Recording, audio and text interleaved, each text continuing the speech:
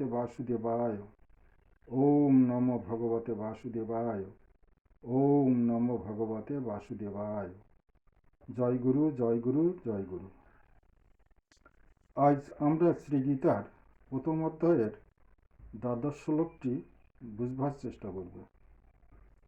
শ্লোকটিতে বলা হয়েছে, তস্য সংজনয়ন হর্ষং কুরুবৃদ্ধ পিতামহ সিংহনাদং বিনদুৎসৈ শঙ্খং দদ্মৌ প্রতাপবান। মহাপ্রতাপশালী কুরুবৃদ্ধ পিতামহ ভীষ্ম দুর্যোধনের আনন্দ বিধানের উদ্দেশ্যে সিংহনাদ ও শঙ্খবাদন করলেন। প্রশ্ন হলো, এমন কি হলো যে ভীষ্ম দুর্যোধনের হর্ষ দানের জন্য শঙ্খ বাজালেন? দেখুন, সময় যখন মন্দ হয় তখন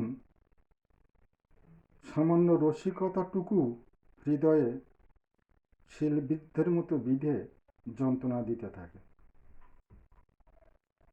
পাণ্ডবদের উপর গুরুর ক্রোধ উদ্দীপনের জন্যে এবং নিজের কল্যাণের জন্যে দুর্যোধন গুরু দ্রোণাচার্যকে এই মন্দ কথাটি বলে ফেললেন। কি বলেছিলেন? যে আচার্যদেব, আপনি তো পাণ্ডবদেরই আচার্য। এই কথা শুনে দ্রোণ অত্যধিক দুঃখ পেলেন অন্তরে। তিনি ভাবলেন যে দুর্যোধনের আমি খাই পরি, দুর্যোধন আমাকে বেতন দেয়, তাই আজ সে আমাকে গুরুর সম্বোধনটুকু দিল না, উপরন্তু আমার প্রতি আস্ফালন করল। এটা ভেবে দ্রোণ দুর্যোধনকে উপেক্ষা করে তার কথার উত্তর দেওয়ার প্রয়োজন বোধ না করে মৌন ব্রত অবলম্বন করলেন। এই বিষয়টি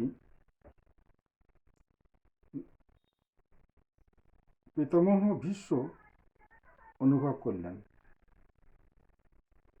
দ্রোণের এই মনোভাবের কথা, যাতে দুর্যোধন নিরুৎসাহিত না হয়, সেই জন্যে সিংহনাদ ও শঙ্খ বাজালেন। বিষয়টি এমনই,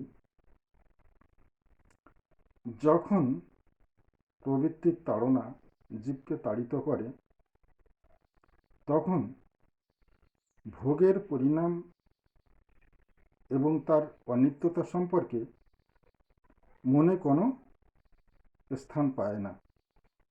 যদিও সময় বিশেষে ভোগের পরিণাম ফল মনে এলেও প্রবল ভোগের তাড়নায় তাড়িত হওয়ার কারণে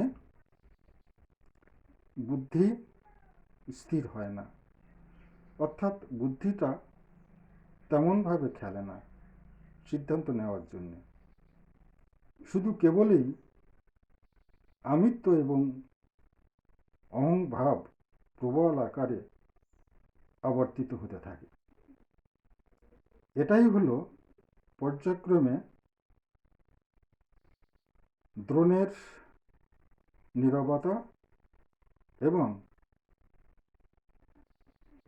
কুরুবৃদ্ধ পিতামহ ভীষ্মের সিংহনাদ ও শঙ্খধ্বনি। নমস্কার, আজ এই পর্যন্ত।